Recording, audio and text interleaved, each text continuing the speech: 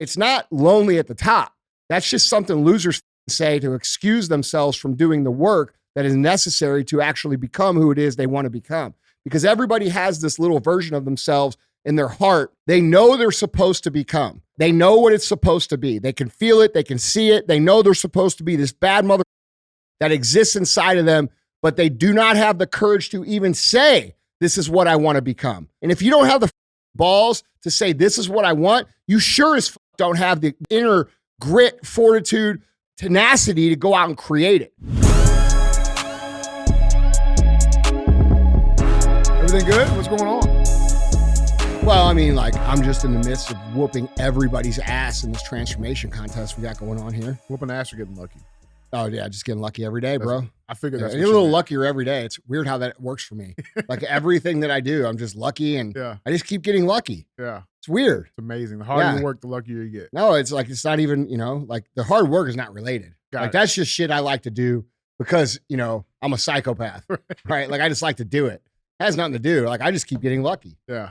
Every business I start fucking works. Every fucking thing I set my mind to happens.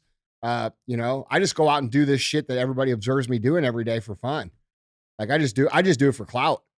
Like, I'm just out doing my fucking ruck every day and doing my, live hard program and, watching what I eat, train hard as fuck, 43 years old. Just getting lucky, dude. Yeah. Serious question, Andy, because like I feel like this is a problem that we're gonna have to address. We are rucking every day. It's hot in St. Louis. What are you gonna do about the tan line? We still have not figured out a solution. It's a real problem. This is a serious issue, guys. I know. I cannot be having a go ruck tan line across my body. I don't know how I'm gonna do it. They got these little gas can weights, right? Like, fuck that. No, yeah, it might be that, bro. No. It might have to be that. It might have to be. Bro, your forearms. It might have to be a ruck in the morning and like a run in the afternoon with no shirt. Yeah. Or just some extra pool time. Or extra pool time. Yeah. Sure. You have a nice pool. Yeah. It's okay. I got lucky. I'm with it, man. Well, Andy, it is Q&A, man, and we got some good ones for you. Let's knock these out. Oh, Andy, question number 1. Andy, I've been following the show for a while, and I've been putting a lot of work into personal development. But with all of that, my social life has basically completely disappeared, and I have almost zero close friends. You talk a lot about going through no man's land when it comes to friends. My question is, how do I know if I'm actually in no man's land or if I just need to get out of my comfort zone and go find some fucking friends? What do you got on this? Well, it sounds to me like you are exactly in no man's land. Okay, no man's land is like the saying, right, that everybody likes to say. Oh, it's fucking lonely at the top. Motherfucker, you don't know shit about the top. You ain't ever been to the top. I ain't even been to the top. And I'm much further along than you, okay? So let's be real. You don't know shit. You're repeating some shit that your fucking Uncle Joe says or your fucking cousin that hasn't done shit. It's lonely at the top. It ain't fucking lonely at the top, bro. It's lonely in the middle, all right? And here's the thing. When you first start out with trying to achieve something that's not the norm of what everybody else is trying to achieve, they think you're fucking weird. They think there's something wrong with you, okay? And then you set out actually doing the work, and you set out getting some results. And what happens is Steve and Tony and Mary Jane from your fucking old neighborhood, they look at you and they say, oh, this dude's weird. What's wrong with him? He's too good for us now. You're fucking right. I'm too good for you. Because I'm not going to sit around and waste my fucking life. Okay. And so as you progress out of that friend zone, which by the way, those people are never your friends. They're just people you hung out with. All right. You get into this lonely place, and that lonely place is called no man's land. And that's the time that you spend between what you thought were your friends and then finding a new group of people who are aligned with the actions that you're taking and the goals that you have that are going to support, push you down the road, pick you up whenever you stumble, and help you become that version of yourself you're trying to become. And most people never put in enough time to actually get to that point. They get into the no man's land zone where there's really nobody around. It's very lonely. It's a real thing. And they say, fuck, it's lonely. And then they go back to their old friends and they never venture outside of that. Okay. That's a mistake, because what ends up happening if you continue to go is you find a group of people who are aligned with the goals that you have for yourself these people, instead of making fun of you, instead of talking shit to you, instead of making you feel guilty for wanting more of yourself, these people actually do all the opposite. They support you. They encourage you. They pick you up when you fall down. They push you down the road to be better.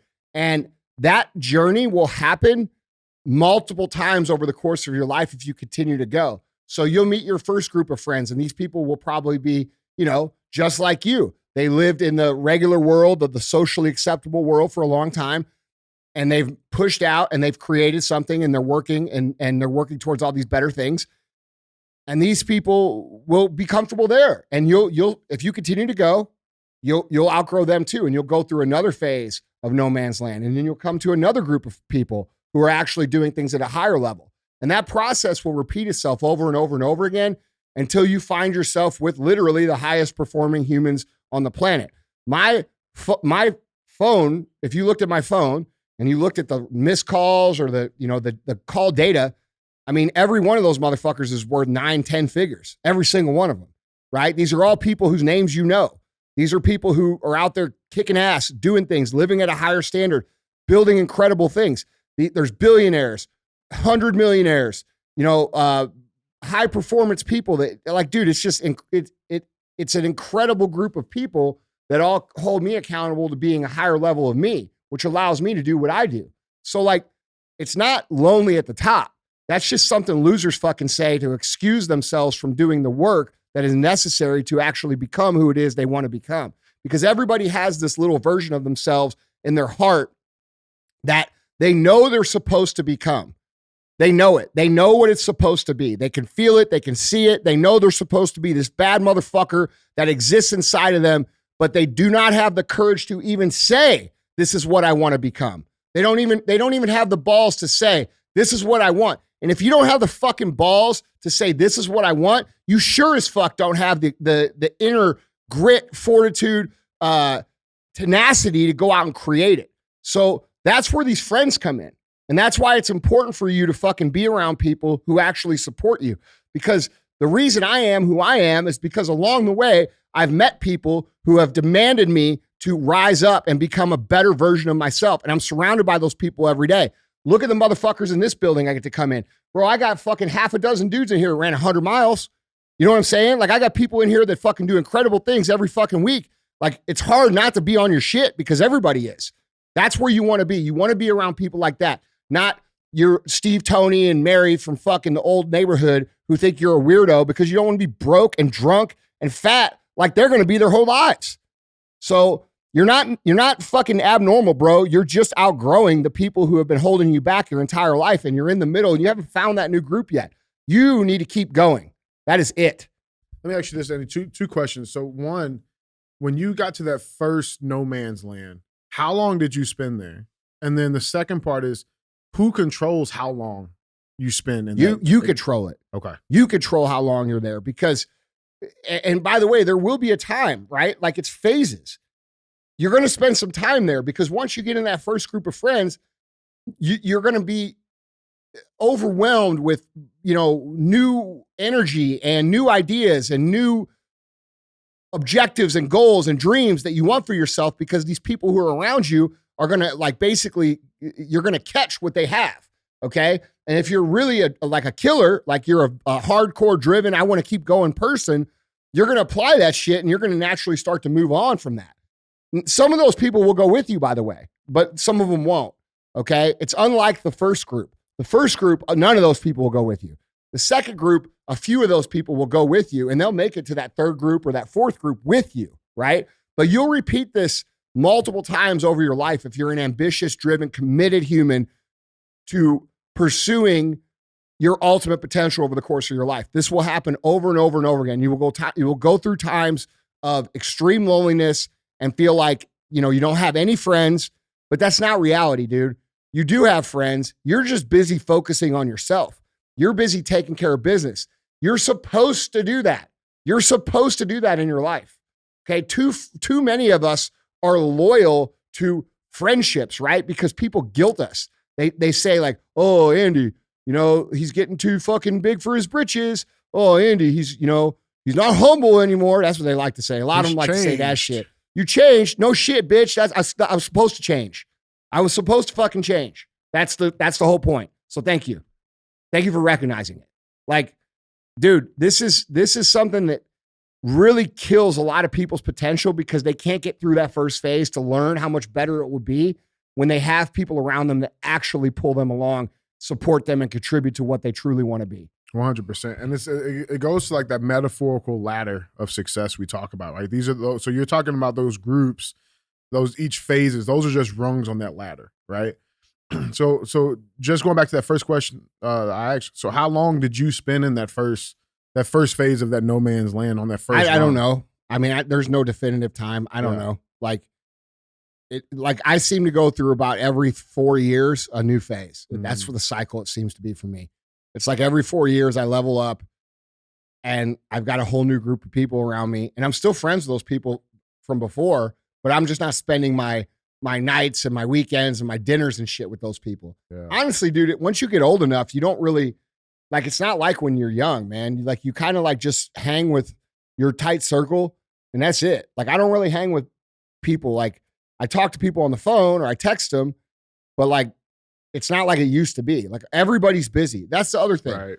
When you get to that level, it's not like everybody's coming around on Sunday for the barbecue.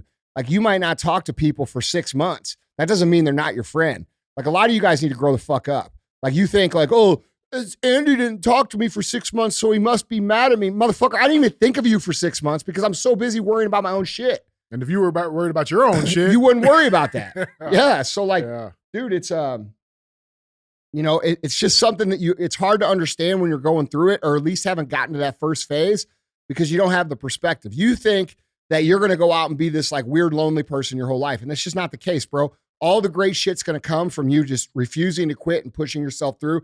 And if this person will continue to go for another, you know, however long, 6 months, a year, whatever it fucking takes, you're going to find that group and you'll be like, fuck, I'm glad I didn't quit, because that will supercharge your entire life. I love it, man. I love it. That was question number one. Let's move on to question number two. Taking a different approach to this, right? I guess it's almost like an overarching theme is relationships, right? These circles, these friends. Question number two, Andy, you've talked several times about cutting people out who don't contribute to the mission. Maybe these are people in that first group, right? How do you say no to your friends because you're busy working and doing personal development without hurting their feelings? Do you feel like it's your obligation to spend time with certain people? And what's a good way to do this without being super abrupt and being perceived as insensitive? I don't care about their feelings. That's not my problem. That's their problem. That's a you problem. That's not a me problem. My fucking problem is, how am I getting from here to here? And how am I going to do that? That's what I'm worried about. However you perceive that, whether you think I'm being a jerk or whether you think I'm being aloof or whether you think I'm too good or not humble or this or that, I don't give a fuck. Okay, understand that. I don't give a single fuck how you perceive it. The people you will stay in contact with will be gracious with your progress. These are the people who will understand. They will understand that it's not personal, that you're just doing your thing. They will understand that it's not a personal attack, that you don't call them every fucking other day or text them for 4, 5, 6 months. There's a saying amongst high-level successful people: busy people understand busy people, okay? And what that means is we don't get our fucking panties in a bunch over the fact that, you know, our buddy didn't text us back one time, or it took him a week, or it took him a fucking month. We don't worry about shit like that. We're too worried about winning. We're too worried about accomplishing things. So like, I don't even literally give any fucking attention to that at all. And that took a long time. That wasn't something that in the beginning I felt that way. I must say, did you, was there a point where you did? Yeah, no, in the beginning I did feel guilty. I fucking felt guilty because people try to guilt you. And then you're like, fuck, maybe I am, you know, maybe I'm not as good as I think I am, or I can't do what I think. Bro, those people are poison for your fucking life. Okay. And that's what you'll come to realize. So like, when they start guilting you and you actually feel guilty, you should fucking remember that your Uncle Andy over here told you to keep fucking going. And that shit, don't worry about that shit. Those people, these are people that are stuck in the fucking matrix, bro. They cannot understand how you want to be better. They can't understand that it's even possible to be better. They have no comprehension of what you're trying to do or what your dreams are or what your goals are. They don't get it, and they're not going to fucking get it. It's back like when we were trying to explain all the COVID shit to all the people. They're not going to get it. They're fucking not going to get it, bro. I wasted 3 years of my life trying to convince people. And now I got the same people coming to me saying, fuck, bro, why didn't I listen to you? Now I got this fucking medicine. It's fucking me up. You see what I'm saying? So it's like, bro, I spent 3 years trying to tell you not to touch the fucking stove. You touched it anyway. Now you're fucking upset with me? Man, fuck off. Right? So this is the same mentality you're dealing with these people in the beginning phase. Most of these people will only be happy for you when you become something that is so great that like they can talk about it. Like, I know that person. I know that dude. I know that girl. Or benefit from. Yeah, or benefit from, which, you'll learn along the process that's not, don't do that. You know what I mean? Well, guys, Andy, our third and final question, question number 3. Andy, how can you incorporate healthy competition as an entrepreneur? Every time I try to do this, I feel like my coworkers don't take it the right way, and they think that I'm just trying to make them look bad.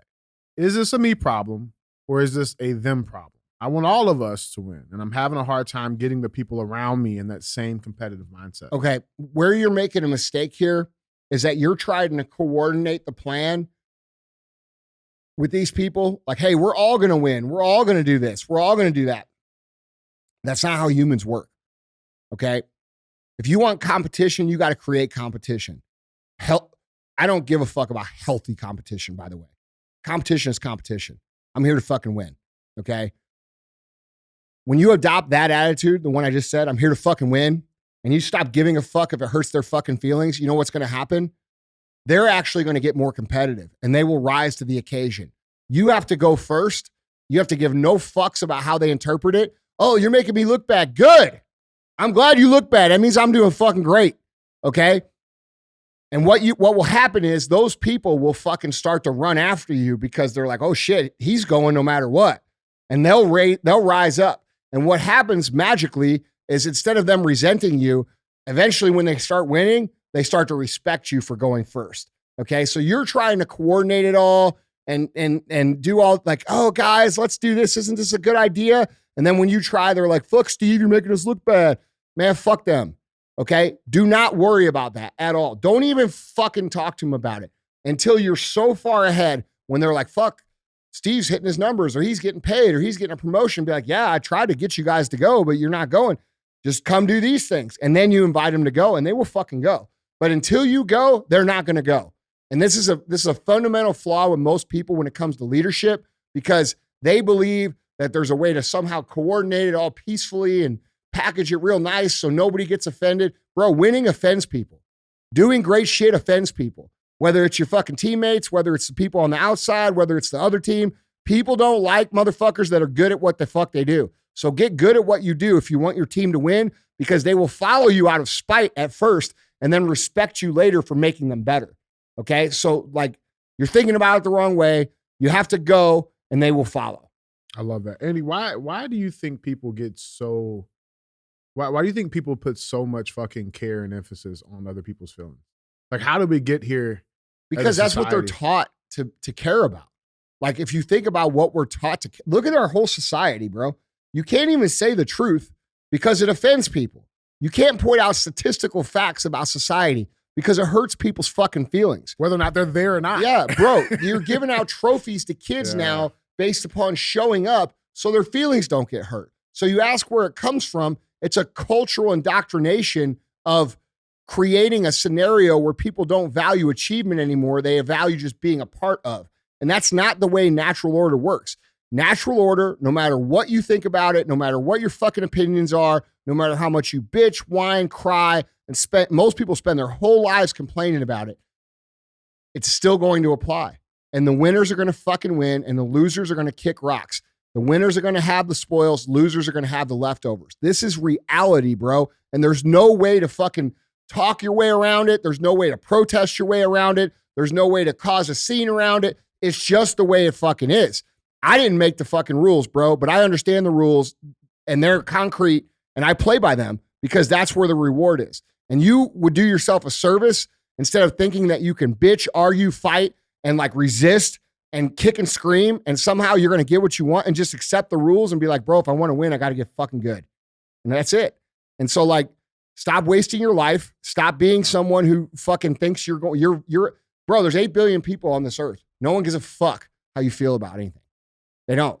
And if you think that these people out there telling you this shit, see what's actually happening. And if you were fucking an aware human being, and you will come to realize this is truth, whether it's now or whether it's 50 years from now, what's actually happened to you and the reason that you care so much about feelings over the actual performance or the facts of the matter is because you have been taught by a higher power than us, the peasants, that's us, okay, by the elite, the most elite people on the planet who have the most money, the most power, the most resources. They have everything, the most freedom, everything, okay? You have been taught to not play the game. Don't play the game.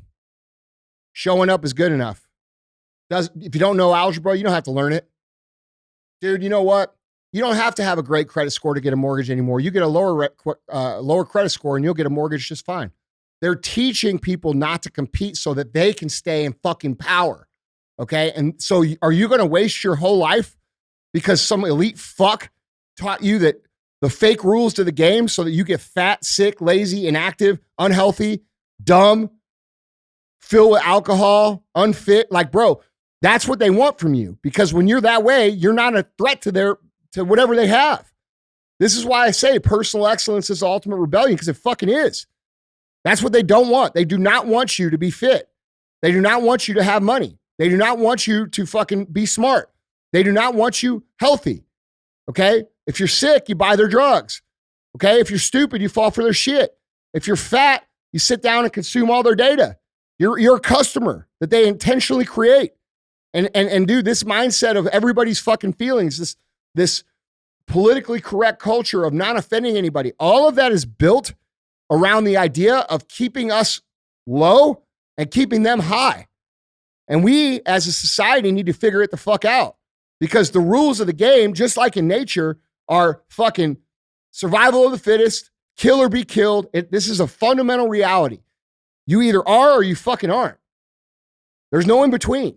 And no one gives a fuck how you feel. You could fucking protest. You could fucking post on social. You could cancel people. You could do whatever the fuck you want.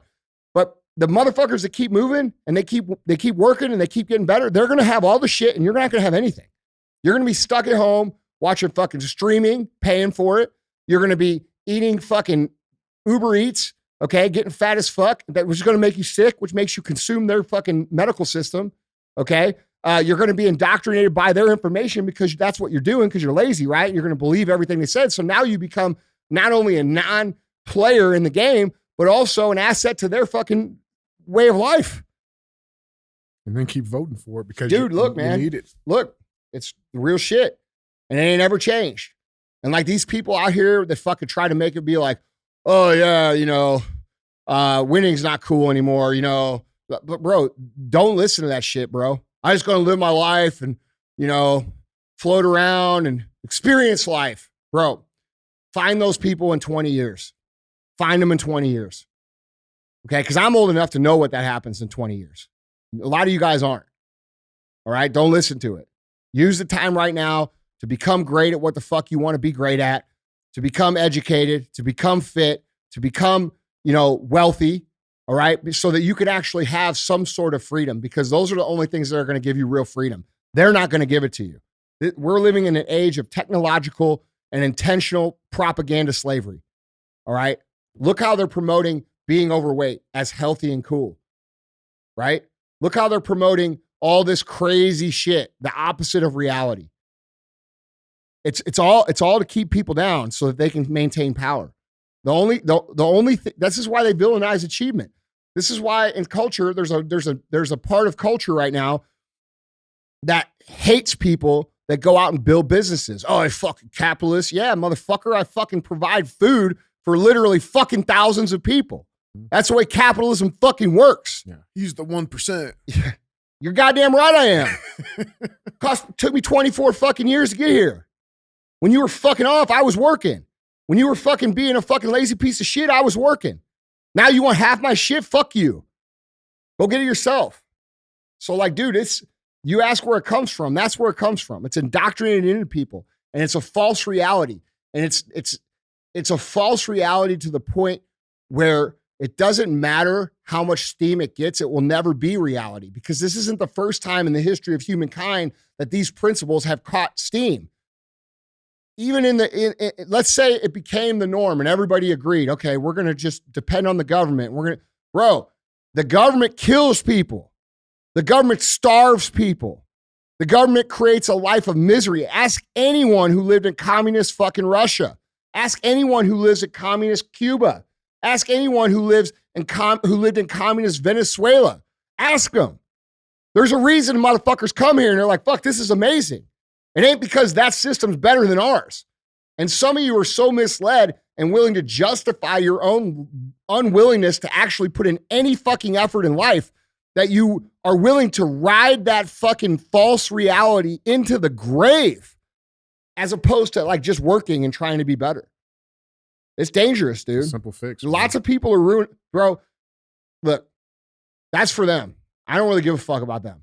I'm here for the winners. I'm here for the people that want to win. I'm here for the people that are going to win. That's what the fuck we're here for. I'm not here for any of that shit. They can all fucking eat shit. I don't give a fuck. Now, if you want to come join the team, you're welcome. But it's really hard. You got to work. I've dedicated my whole life to this shit. So I love that, man. It's like I'm thinking I can care about your feelings or I can care about your winning. I can't do both. Not at the same time. I don't. Listen, bro. The way you care about other people winning is by winning yourself. That's what people don't get. You got to be selfish to be selfless when it comes to that. If you can't sit there, like that's where the problem is with all these internet fucking coaches, right?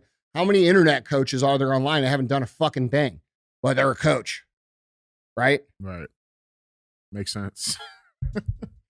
I love it, man. Well, dude, that was a little quick hitter, man. I loved it. Yeah, if you got any more, I'll fucking take it. Oh, you want some extra sauce?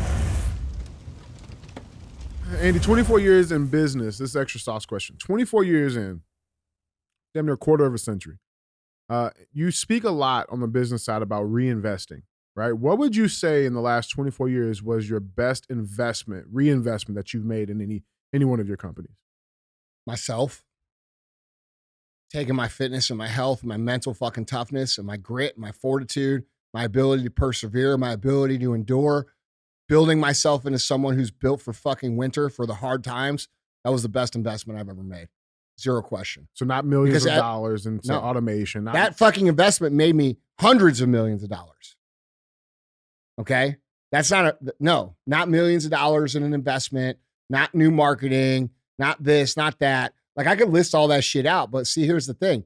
When you take care of yourself and you build yourself into a literal fucking weapon that's built for this game, everything becomes an advantage. Everything. Every investment becomes 10x because you have figured out a way to leverage your own personal abilities into your company. Everybody follows suit. Like I've talked about this on the show. When I started getting in shape, for real shape in 2016, bro, our whole company was a bunch of fat fucks. Mm-hmm. You know what I'm saying? And we were already a 9-figure company then. Now, fuck, you walk through here and everybody looks like fucking Zeus. Yeah. You know what I'm saying? Like, and dude, you don't think those people are performing at a higher level? You don't think that these people who are taking care of themselves are performing at a higher level than maybe people that work at companies that try to compete with us? So what kind of investment what kind of money could I spend to get that to happen? You can't do it. That's why it goes back to that question of the no man's land question. You have to go and people will follow. And that's the reality. So the best investment I ever made was committing myself to myself and making sure that I'm a fucking hard motherfucker that can handle what's going on because, dude, it takes that. Yeah. I love that, man. Yeah. I love that. And, dude, if you want to learn how to do it, go out and listen to episode 208. It'll give you the whole blueprint. It's the exact same blueprint I follow. That's the exact blueprint I follow for personal development and keeping myself tuned up. And then if you want the process for what I do day to day in terms of being effective as opposed to busy, go listen to episode 16. So if you listen to episode 208 and then episode 16, you will literally understand my entire fucking life and how I run it. Because those two episodes, that's exactly how I run my life. Like, you won't ever have to ask a question again. Because that's exactly what I do. Do I not do those things? Every day. That's what I do. Every day. So it's exactly what I do. There's nothing withheld. Yeah. There's no secret sauce that I do. It's all right there, bro. And it's free. I give it to you for free. You know why I give it to you for free? Because I want you to fucking win. Because we need fucking winners. We need winners out there setting the pace for everybody else to fucking know what it looks like to win. There's not enough people winning. There's not enough people doing great shit for everybody to actually touch it and see it and feel it, which keeps people uninspired, believing that they cannot achieve great shit. See, this is contagious. This is a ripple effect.